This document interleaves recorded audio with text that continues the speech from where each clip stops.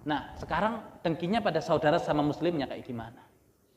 Makanya jalan iman itu satu. Asal orang itu kemudian beriman, memang orientasinya adalah iman, pasti akan bertemu. Kalau orang nggak bisa ngumpul, pasti ada masalah dengan imannya. Nah, bisa nggak sekarang bersatu muslimin? Nah, kalau nggak bisa atau nggak mau diajak bersatu, tolong periksa imannya. Karena karakter iman itu menyatukan, bukan memecah belah.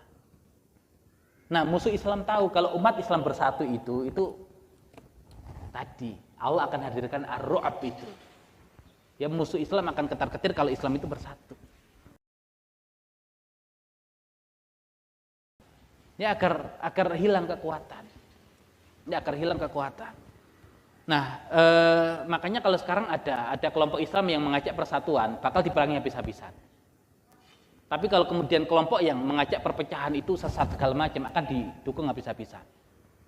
Karena musuh Islam tahu, yang begini harus dipelihara biar Islam itu nggak bersatu. Tapi yang ngajak persatuan itu akan dibabat habis itu. Ya, karena justru di situ. Ya, antum kalau lihat di surat Al-Anfal ayat 46. Wa ati'ullaha wa rasulah. Dan taatlah kepada Allah dan Rasulnya. Dalam hal apa? Dalam semua hal, terlebih yang utama, wala tanaza'u fatafshalu wa tadhhabu rihukum. Jangan kalian saling berselisih, bertikai, maka menjadi lemah dan hilang rih kalian. Tahu rih? Rih itu angin. Ya, dalam Al-Qur'an kalau Allah gunakan riyah jamak, itu biasanya untuk kebaikan.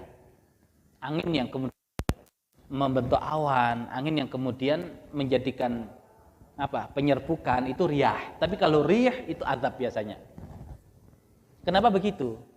Kalau angin kayak begini nih, kenapa kok sepoi-sepoi enak banget? Karena sumbernya tidak satu arah. Ya, makanya disebutnya riyah. Ya, jamak angin-angin. Karena kalau sumbernya tidak satu arah, itu masing-masing saling melemahkan sehingga enak. Tapi kalau satu arah itu angin yang menghancurkan.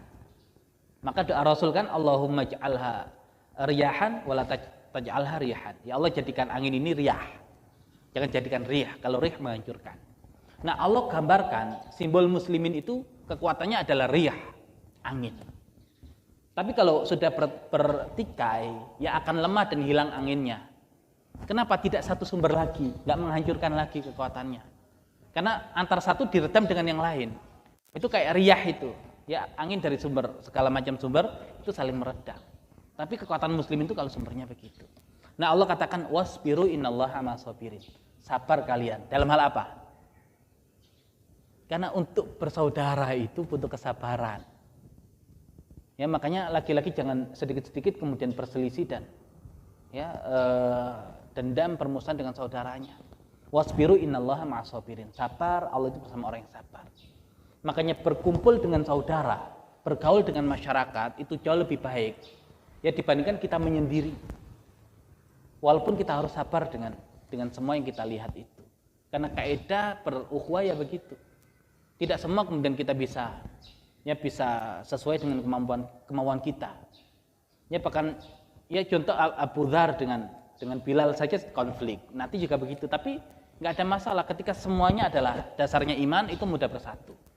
Baik kalau kemudian dasarnya bukan iman, itu sulit dipersatukan. Ya, makanya tolong koreksi bagi muslimin ketika tidak bisa bersatu, tolong koreksi imannya. Karena kalau semua itu di jalan iman, insya Allah bersatu. Tapi kalau sudah tidak bersatu, jangan-jangan itu udah geser. Bukan iman lagi, tapi sudah kelompok orientasinya. Bukan keimanan lagi. Ya. Nah, ya begitu. Makanya ketika kemudian berselisih, kami taat kepada Allah, kami berselisih. Nah, ini perintah saya taat kepada Allah dan Rasul dan jangan berselisih. Kok bilang kami taat kepada Allah tapi berselisih?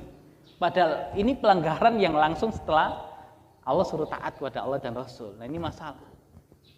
Ya, jadi makanya kita ngaji akidah pun bukan akidah yang memecah belah. Kita insya Allah akidah yang menyatukan. Ya, karena sahabat itu bersatu dengan akidah yang sama. Tapi kalau akidah itu justru antum malah berpecah belah, itu tolong dipermasalahkan akidah itu. Karena nggak begitu. Ya, akidah itu menyatukan bukan memecah belah. Nah, makanya kenapa dulu saya bilang banyak orang ngaji itu ngajinya nggak berurutan. Bahkan di tema akidah pun itu justru bukan akidah yang berurutan. Karena orang ngaji akidah itu harusnya hatinya lembut, ya terlebih kepada saudaranya.